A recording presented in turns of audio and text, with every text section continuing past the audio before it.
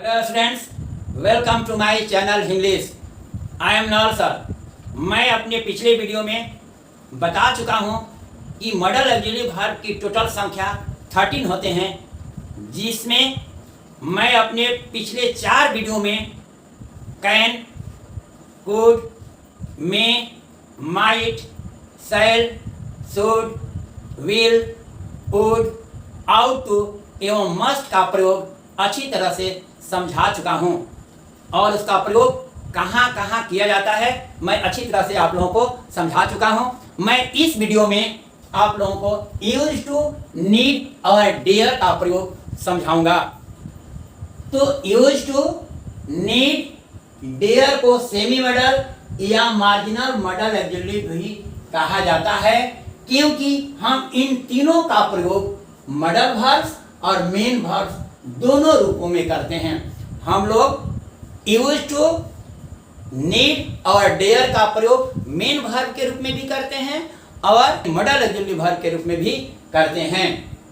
तो सबसे पहले हम देखेंगे यूज टू का प्रयोग। तो यूज टू का प्रयोग पास्ट हैबिट यानी भूतकाल की आदत को एक्सप्रेस करने के लिए किया जाता है, यानी किसी भी व्यक्ति के भूतकाल की आदत को एक्सप्रेस करने के लिए, यानी जो क्रिया वो बार बार करता है उस क्रिया को डिनोट करने के लिए, उस क्रिया को व्यक्त करने के लिए हम यूज टू का ही प्रयोग करते हैं। पहला एग्जांपल है he used to walk in the morning. वह सुबह में टहला करता था। यूज का विशेषता है कि यूज के बाद हमेशा टू का प्रयोग करेंगे और इसके बाद भी1 का प्रयोग करेंगे। मात्र दो ही ऐसे मॉडल ऑक्सिलरी वर्ब हैं जिसके साथ फुल इन्फिनेटिव का प्रयोग किया जाता है, यूज्ड और एक आउट टू। आउट के साथ टू का प्रयोग करते हैं तब भी1 का प्रयोग करते हैं, और यूज्ड के साथ भी टू का प्रयोग करते हैं और तब भी1 का प्रयोग करते हैं। यानी he used to walk in the morning, वह सुबह में टहला करता था। वह सुबह में टहला करता था यानी प्रतिदिन वह सुबह में टहलने की क्रिया करता था, उसकी ऐसी हैबिट थी। इसलिए कहा जाता है कि पास्ट की हैबिट को व्यक्त करने के लिए हम यूज टू का प्रयोग करते हैं। दूसरा example, you use to drink milk at night.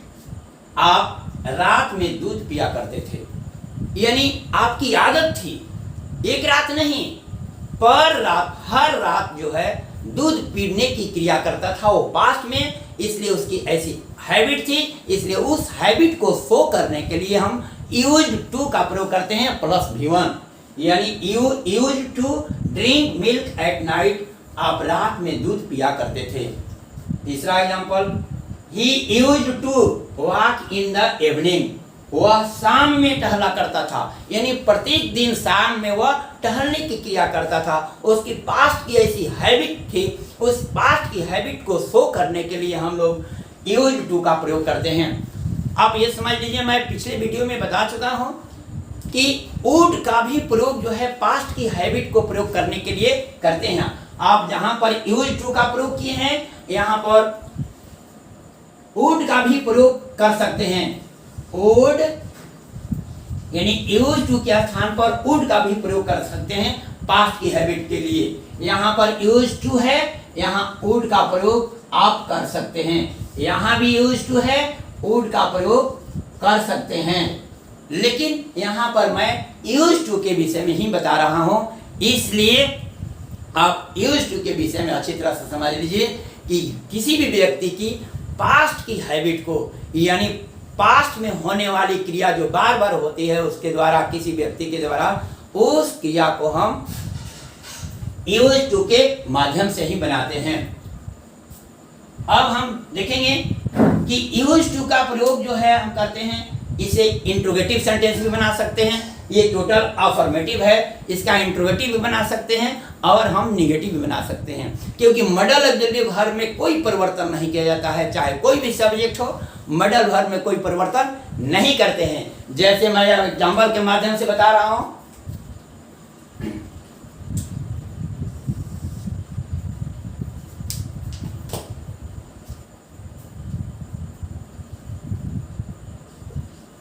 he used not to play there. He used not to play there.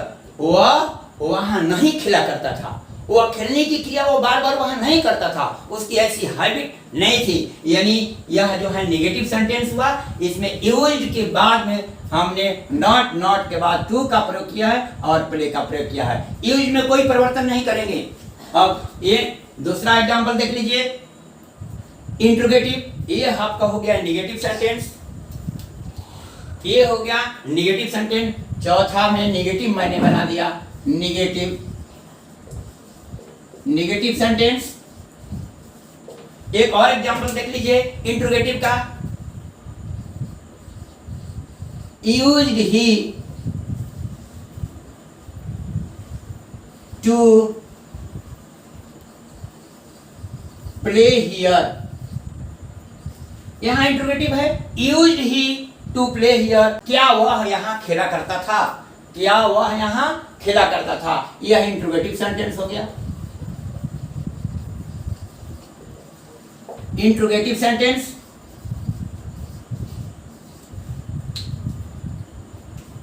यह का पांचवा सेंटेंस इंट्रोगेटिव हो गया। क्या हो गया? Interrogative sentence. इंट्रोगेटिव करने के लिए हम यूज का प्रयोग करते हैं। जिस प्रकार मॉडल ऑक्सिलरी वर्ब क्या वह खेलेगा तो विल ही प्ले करते हैं, विल का प्रयोग पहले करते हैं, उसी प्रकार यूज का प्रयोग हम लोग सब्जेक्ट के पहले कर दिए, यह इंट्रोगेटिव सेंटेंस में हो गया। अतः अब आप समझ गए होंगे कि यूज टू का प्रयोग अफर्मेटिव में भी करते हैं, नेगेटिव में भी करते हैं और इंट्रोगेटिव में भी करते हैं, जो पास्ट की हैबिट को इंडिकेट करता है, पास्ट की हैबिट को बोध करता है। अब हम लोग यूज टू के विषय में कुछ विशेष बातें पढ़ेंगे। अब हम लोग यूज टू के बारे में विशेष बातें पढ़ेंगे, तो अच्छी तरह से समझने के लिए वीडियो के अंत तक जरूर बने रहें, अन्यथा आप अच्छी तरह से नहीं समझ पाएंगे। अब देखें हम पहला example, he used not to smoke. वह धूम्रपान नहीं किया करता था। यूज्ड नॉट टू के बदले में हम डिड प्लस नॉट यूज का भी प्रयोग कर सकते हैं। जैसे he used not to smoke, वह धूम्रपान नहीं किया करता था, वो इसकी पास्ट की हैबिट थी। यह मॉडल ऑक्सिलरी वर्ब के रूप में प्रयोग किया गया है। यूज्ड और टू का यूज्ड टू का मॉडल वर्ब के रूप में प्रयोग किया गया है, क्योंकि यूज्ड टू के बाद हमेशा V1 का ही प्रयोग करते हैं। अतः यह निगेटिव में है, तो निगेटिव में है तो यूज के बाद नॉट का प्रयोग किया गया, तब टू का प्रयोग किया गया। He used not to smoke, वह धूम्रपान नहीं किया करता था। अब इसी सेंटेंस को हम लिख सकते हैं, did not use to. Did not use to का प्रयोग कर सकते हैं यूज नॉट टू के बदले में। तो he did not use to smoke, यहाँ पर यूज जो है मेन वर्ब के रूप में किया गया है, और इसलिए इसके पहले हम डिड का प्रयोग किए हैं। इसलिए यूज टू को मार्जिनल ऑक्सिलरी वर्ब कहा जाता है, क्योंकि आजकल बोलचाल की भाषा में यूज्ड नॉट टू के बदले डिड नॉट यूज का प्लस टू प्लस V1 का भी प्रयोग किया जा रहा है। दूसरा example, used the teacher to beat you daily. क्या शिक्षक तुम्हें डेली पीटा करते थे, यानी क्या शिक्षक तुम्हें प्रतिदिन पीटा करते थे। इस सेंटेंस में इंट्रोगेटिव सेंटेंस है, यूज का प्रयोग किया गया, क्योंकि मॉडल ऑक्सिलरी वर्ब में जब भी हम इंट्रोगेटिव में करेंगे तो हम मॉडल ऑक्सिलरी वर्ब को यूज का ही शुरू में प्रयोग करेंगे। यूज प्लस द सब्जेक्ट, इसके बाद टू, इसके बाद V1 का प्रयोग किया गया है, यानी हम मॉडल वर्ब के रूप में प्रयोग किया गया है एज मॉडल वर्ब। और फर्स्ट सेंटेंस में भी यूज टू का मॉडल वर्ब के रूप में किया गया है एज मॉडल वर्ब। और इसमें जो है यूज का प्रयोग मेन वर्ब के रूप में किया गया है। अब did the teacher use to beat you daily. क्या शिक्षक तुम्हें प्रतिदिन पीटा करते थे। इसमें डिड प्लस यूज, यानी यूज का प्रयोग जो है मेन वर्ब के रूप में किया गया है। इसलिए यूज्ड टू को कहा जाता है कि यह मार्जिनल ऑक्सिलरी वर्ब है, क्योंकि इसका प्रयोग मेन वर्ब के रूप में भी करते हैं और मॉडल वर्ब के रूप में भी करते हैं। अब हम लोग यूज्ड टू के बारे में कुछ और विशेष बातें पढ़ेंगे। तो यहाँ फर्स्ट सेंटेंस में आपको पहले अभी बता चुका हूँ कि मॉडल वर्ब के रूप में जब भी प्रयोग होगा तो यूज्ड टू प्लस V1 का प्रयोग होगा। लेकिन यूज का प्रयोग जो है हम जितने भी मेन वर्ब हैं उस तरह भी प्रयोग कर सकते हैं। यूज V1, दूसरा रूप है V2 यूज्ड, तीसरा रूप है यूज्ड, चौथा रूप है यूजिंग और पांचवा रूप है यूजेज। जैसे ही यूजेज माई पेन, वह मेरे पेन का इस्तेमाल करता है। यहाँ पर प्रेजेंट इंडिफिनिट में है, इसके साथ सब्जेक्ट के अनुसार वह बदलता जाएगा, वर्ब भी बदल जाएगा, यानी ही के साथ यूजेज हुआ। आई यूज योर पेन, मैं आपके पेन का इस्तेमाल करता हूं। यहाँ पर यूज का प्रयोग किया गया है। ही यूज्ड योर पेन, वह आपकी पेन का इस्तेमाल किया, वह आपकी कलम का इस्तेमाल किया। यहाँ पास्ट इंडिफिनिट है, यूज दूसरा रूप है। I am using your pen, मैं आपके कलम का इस्तेमाल कर रहा हूं, यह कंटिन्यूअस है। अतः यूज का प्रयोग हर टेंस में करेंगे, प्रेजेंट इंडिफिनिट हो या पास्ट इंडिफिनिट हो या पास्ट परफेक्ट हो या पास्ट प्रेजेंट कंटिन्यूअस हो, यानी हर टेंस में प्रयोग कर सकते हैं। लेकिन यूज्ड टू का और प्लस V1 का प्रयोग जब भी करेंगे तो हम मॉडल ऑक्सिलरी वर्ब में ही करेंगे। यूज्ड टू का प्रयोग मॉडल ऑक्सिलरी वर्ब में ही करेंगे।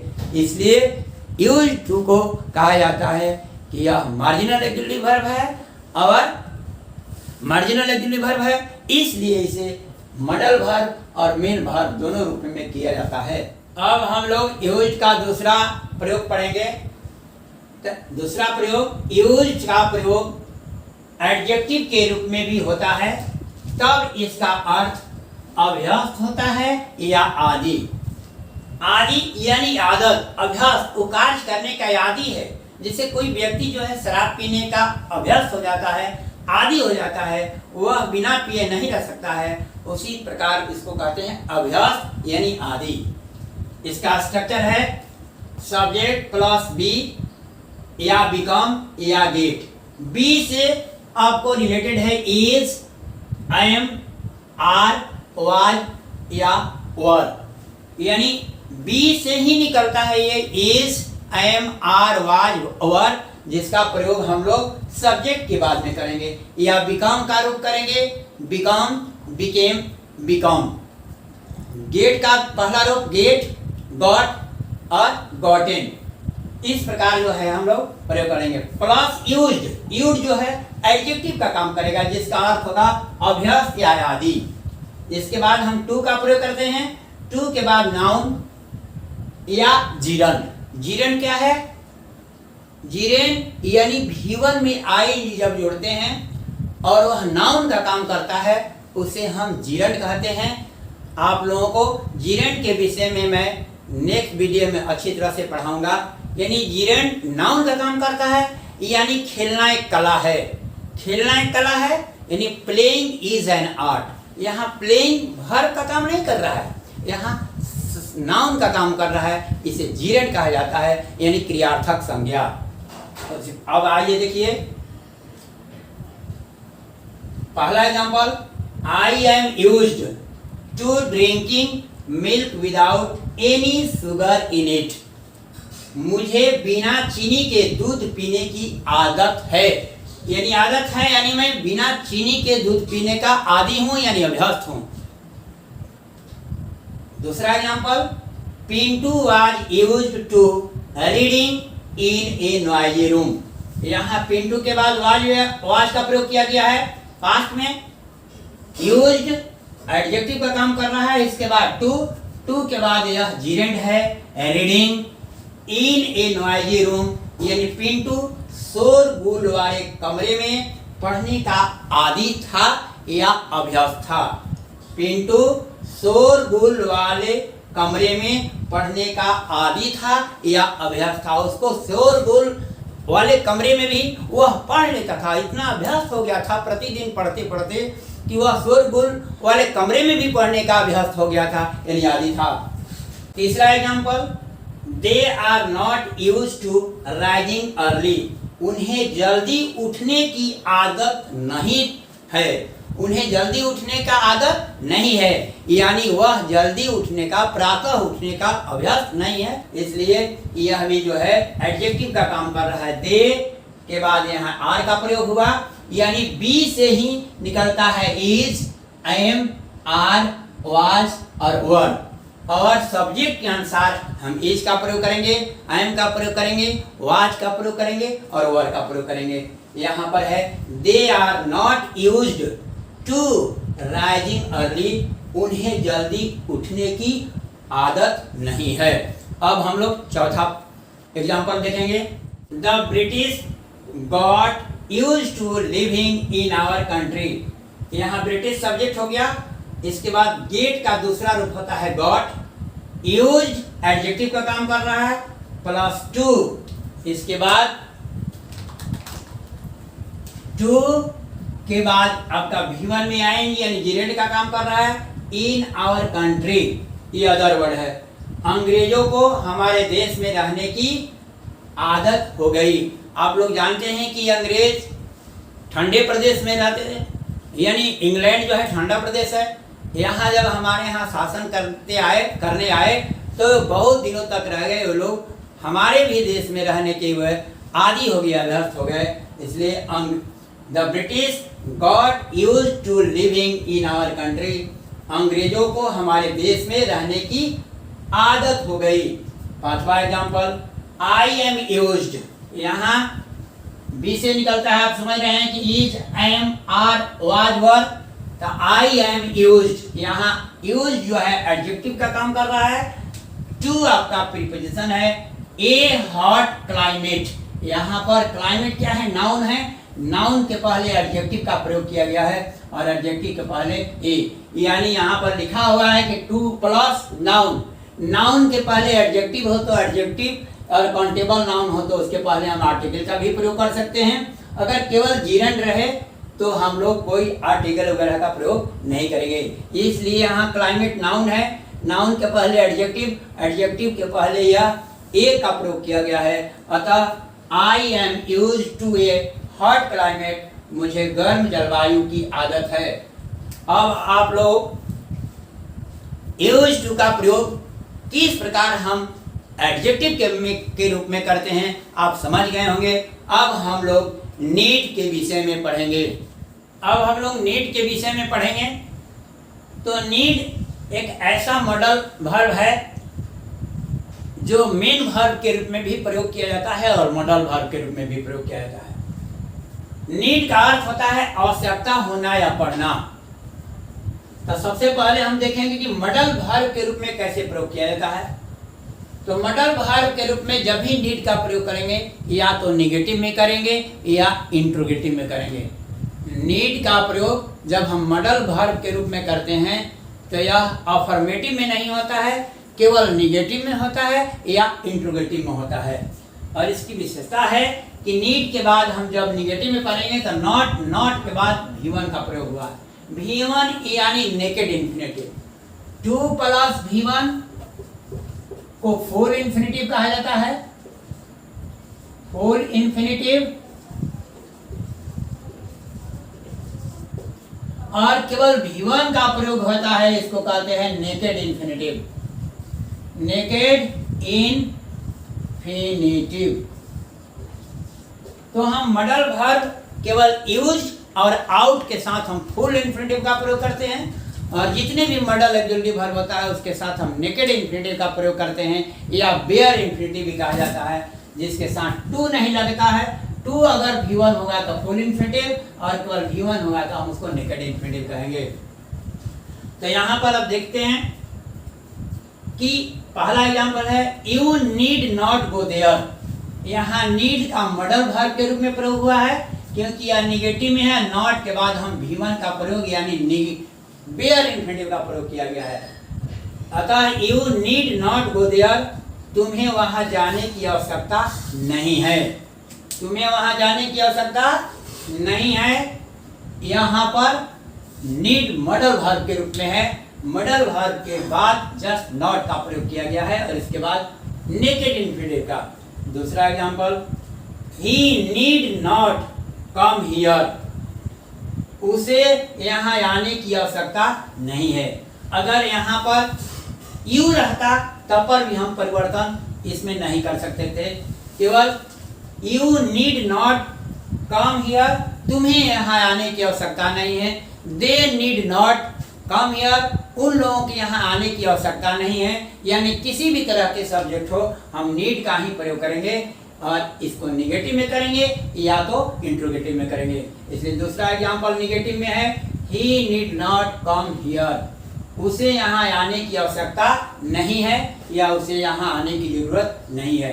तीसरा एग्जांपल इंट्रोगेटिव है। देखिए नीड का प्रयोग मैंने किया है स्टार्टिंग में, जो मॉडल वर्ब है, इसके बाद सब्जेक्ट, सब्जेक्ट के बाद नेकेड इंफिनिट रीड और इसके बाद इंग्लिश। नीड सी रीड इंग्लिश, क्या उसे अंग्रेजी पढ़ने की आवश्यकता है या क्या उसे अंग्रेजी पढ़ने की जरूरत है, यहाँ क्वेश्चन मार्क जरूर रखेंगे। अब आप लोगों ने समझ लिया कि मॉडल ऑक्सिलरी वर्ब के रूप में अगर हम नीड का प्रयोग करते हैं तो केवल निगेटिव में करेंगे या इंट्रोगेटिव में करेंगे, और किसी भी तरह के सब्जेक्ट हो, चाहे ही हो, सी हो, ईट हो, दे हो, हम हमेशा नीड का ही प्रयोग करेंगे, नीड्स अननीडेड का प्रयोग नहीं करेंगे। अब एज मेन वर्ब, नीड का प्रयोग हम लोग मेन वर्ब के रूप में भी करते हैं।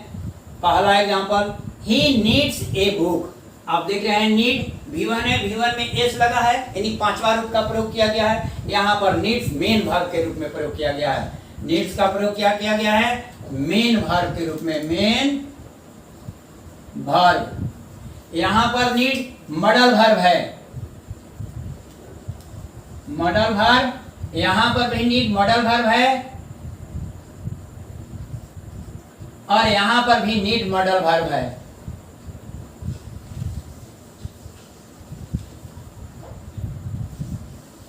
और यहाँ पर रीड जो है बेयर इन्फिनिटिव है यानी नेकेड इन्फिनिटिव है। यहाँ कम नेकेड इन्फिनिटिव कहिए या बेयर इन्फिनिटिव कहिए, यहाँ गो भी बेयर इन्फिनिटिव या नेकेड इन्फिनिटिव कहें।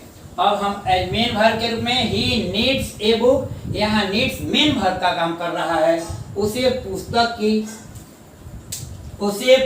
की आवश्यकता है, उसे पुस्तक की आवश्यकता है। दूसरा example, she does not need my help, उसे मेरी सहायता की आवश्यकता नहीं है। यहाँ जब भी निगेटिव लग गया तो सी के साथ डज नॉट का प्रयोग किया गया है। अगर यही पास्ट होता तो सी डिड नॉट नीड होता, लेकिन यहाँ प्रेजेंट इंडेफिनिट में है इसलिए सी डज नॉट, तब इसके बाद V1 यहाँ मेन वर्ब का काम कर रहा है। नीड्स क्या क्या काम कर रहा है, नीड्स जो है यहाँ मेन वर्ब का काम कर रहा है, क्योंकि इसके पहले डज का प्रयोग हुआ, तब निगेटिव बनाने के लिए डज नॉट और प्लस V1 का प्रयोग हुआ। उसे मेरी सहायता की आवश्यकता नहीं है।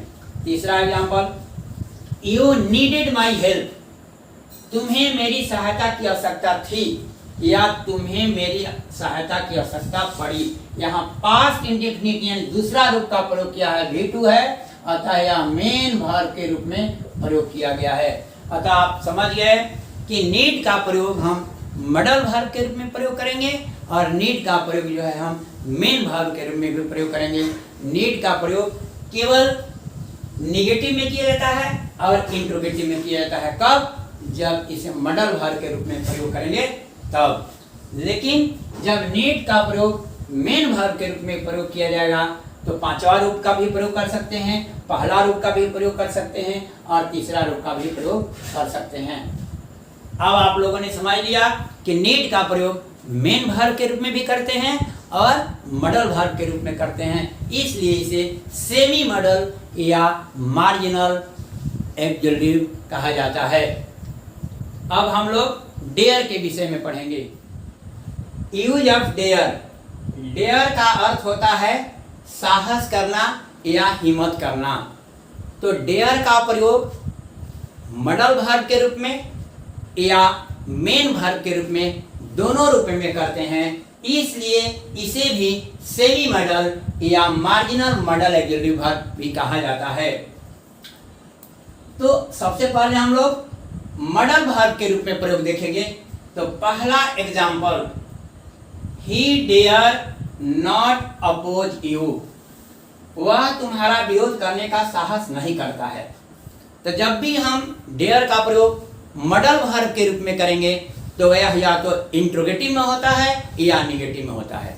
हम डेयर का प्रयोग कभी भी अफर्मेटिव में नहीं करते हैं। जब अफर्मेटिव में करेंगे तो वह मेन वर्ब के रूप में करेंगे। कभी भी मॉडल वर्ब के रूप में हम डेयर का प्रयोग अफर्मेटिव में नहीं करेंगे।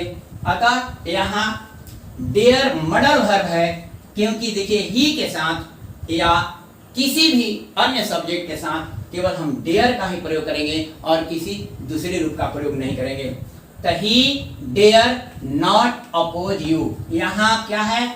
इन्फिनेटिव है। इन्फिनेटिव दो तरह के होता है, 2 + V1 जहां भी प्रयोग होगा उसको फुल इन्फिनेटिव कहते हैं, और V1 जहां होगा उसको नेकेड या बेयर इन्फिनेटिव कहते हैं। तो जब भी डेयर का प्रयोग हम मेन वर्ब के रूप में करते हैं तो उसके साथ 2 + V1 यानी फुल इन्फिनेटिव का प्रयोग होता है, और जब भी मॉडल वर्ब के रूप में करते हैं तो उसको नेकेड इन्फिनेटिव के रूप में करते हैं। तो यहाँ पर डेयर क्या है? मॉडल वर्ब, और ये जो है बेयर इन्फिनेटिव, इसको कहेंगे bare infinitive verb. Bare infinitive है अपोज, इसलिए he dare not oppose you, वह तुम्हारा विरोध करने का साहस नहीं करता है।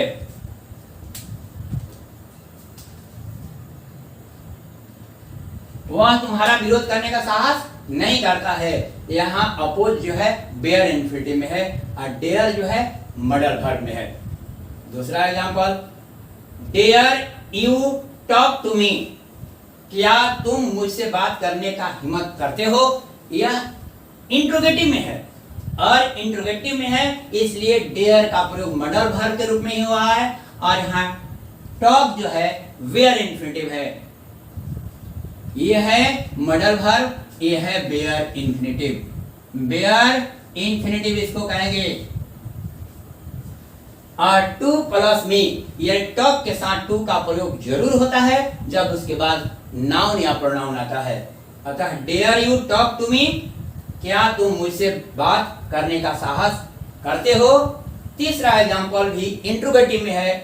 पहला एग्जांपल निगेटिव, दूसरा एग्जांपल इंट्रोगेटिव, और तीसरा एग्जांपल भी इंट्रोगेटिव में हुआ है। How dare you touch me, यहाँ डेयर जो है मॉडल वर्ब है, डेयर मॉडल वर्ब है, और यहाँ टच जो है बेयर इन्फिनेटिव है। बेयर इन्फिनेटिव, इसके बाद मी है ऑब्जेक्ट है। तो how dare you touch me, तुम मुझे छूने की हिम्मत कैसे करते हो, यह इंट्रोगेटिव हो गया। चौथा एग्जांपल मॉडल वर्ब के रूप में, चौथा एग्जांपल देखिए, he dare not call you a fool, यहाँ डेयर क्या है? मॉडल वर्ब है।